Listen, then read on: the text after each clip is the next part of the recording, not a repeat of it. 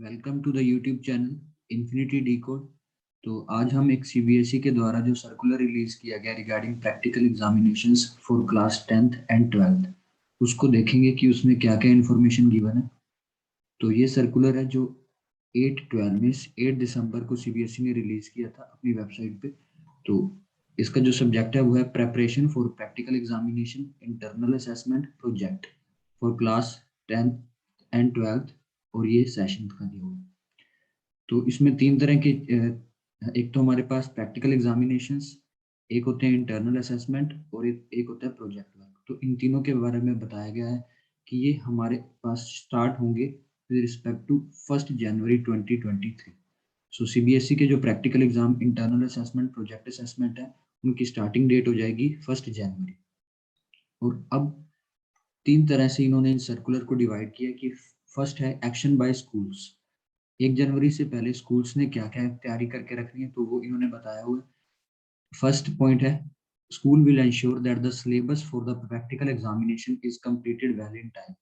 तो सभी स्कूल्स में जो प्रैक्टिकल है वो जो प्रेपरेशन है उनकी वो 1 जनवरी से पहले कंप्लीट हो जानी चाहिए। लेबोरेटरीज वगैरह में प्रॉपर इंस्ट्रूमेंट्स वगैरह होने चाहिए ताकि इंटरनल एग्जामिनर्स जो है वो सब कुछ मैनेज कर सकें 1 जनवरी से पहले।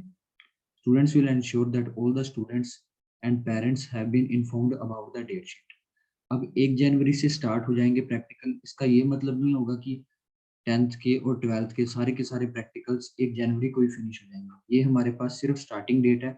स्टार्टिंग डेट के बाद स्कूल हमें एक पर्टिकुलर डेट प्रोवाइड करेगा। जैसे 10th का अगर कोई प्रैक्टिकल है या +2 का अगर कोई प्रैक्टिकल है तो पर्टिकुलर स्कूल्स उसे डेट प्रोवाइड करेगा कि लाइक एग्जाम्पल हम ले रहे हैं कि 5 जनवरी को फिजिक्स का प्रैक्टिकल है। स्टार्टिंग डेट जो है वो फर्स्ट जनवरी से स्टार्ट हो जाएंगी और जो वो होगी डेट वो स्कूल हमें बताएगा। तो थर्ड पॉइंट लिखा हुआ है कि स्कूल स्टूडेंट्स को और पेरेंट्स को भी वेल इन इन्फॉर्म एडवांस करेगा कि what are the dates of the practical examination. उसके बाद it may be ensured that the sufficient number of practical answer books have been received in the schools before the actual। ये school का है point, ये इसमें students के लिए कुछ नहीं है। सो ये practical examinations for class 12 will be conducted only by the external examiners appointed by the board। So +2 के लिए जो एग्जामिनर जो बोर्ड ने अपॉइंट किए हैं वही आके कंडक्ट करवाएंगे examiners.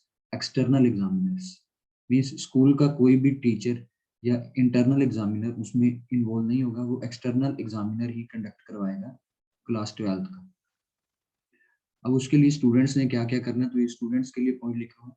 Students and parents must ensure that their subjects of studies are being reflected correctly in the list of candidates submitted by the school।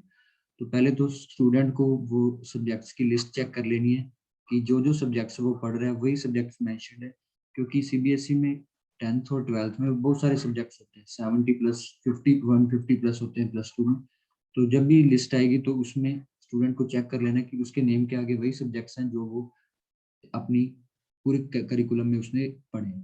Students parents should be aware of the syllabus and the subject in which practical examinations are to be conducted। अब students को पहले ये पता होना चाहिए कि हमारा जो प्रैक्टिकल है वो कौन कौन से सब्जेक्ट्स में होता है, ये स्टूडेंट्स को पहले पता होना चाहिए। The student should appear in the practical examination as per schedule and no second chance to appear in the practical exams will be provided by the board। So सबसे इम्पोर्टेंट पॉइंट ये वाला point है students के लिए कि जो भी date school ने प्रोवाइड कर दी आपको प्रैक्टिकल्स की तो उस डेट को आपको प्रैक्टिकल देना ही पड़ेगा। कोई भी सेकंड डेट या सेकंड चांस आपको उसमें नहीं दिया जाएगा। और in case of any problem or query in respect of the above points the concerned student shall contact their school। और किसी भी पॉइंट को अगर समझने में आपको कोई भी दिक्कत है तो आप अपने रिस्पेक्टिव स्कूल से कांटेक्ट भी कर सकते हैं। अब एक्शन बाय रीजनल ऑफिस। अब होता क्या है, जैसे सीबीएसई का जो मेन सेंटर है, सीबीएसई जो मेन उसकी जो ब्रांच है वो है हमारे पास दिल्ली में। अब उसने अलग अलग स्टेट्स में अलग अलग अपने रीजनल ऑफिस बनाए हुए हैं। तो सीबीएसई जब भी कोई एग्जाम कंडक्ट करता है वो इनके रीजनल ऑफिस में जाते हैं। रीजनल ऑफिस फिर आगे कॉन्टेक्ट करता है स्कूल्स को और स्कूल्स आगे फिर अपने स्टूडेंट्स को प्रोवाइड करते हैं। तो कोई भी इंफॉर्मेशन होती है वो इस तरह से सीबीएसई से स्टूडेंट्स के थ्रू आती है। इस इंफॉर्मेशन में जैसे अपने कहीं क्वेश्चन पेपर्स इंक्लूड हो गए या आंसर बुक्स इंक्लूड होगी, तो सीबीएसई सेंड करेगा रीजनल ऑफिस में, रीजनल ऑफिस आगे स्कूल से कॉन्टेक्ट करेंगे, स्कूल्स आगे स्टूडेंट्स को बताएंगे। तो रीजनल ऑफिस के लिए क्या इन्होंने पॉइंट्स लिखे, the regional office should ensure that the guidelines for conduct of practical examination are shared with the schools। तो उनसे जो है गाइडलाइंस की एग्जामिनेशन कैसे कंडक्ट करवाने हैं, प्रैक्टिकल एग्जामिनेशन, ये स्कूल को पहुंच जानी चाहिए टाइम पर। The regional office should ensure that the practical examination are completed by all the schools within the notified schedule and marks are also uploaded। तो ये स्कूल का काम है कि उनको with in the time practical भी conduct करवाने और जो मार्क्स है वो भी अपलोड करवाने सीबीएसई की वेबसाइट पर। should ensure that the extern are appointed in all the schools before commencement of the practical examination and class and subjects wherever applicable। So ये उनके लिए पॉइंट है, regional office shall ensure that the practical answer books are delivered। So ये भी हमारे पास उनके लिए point है।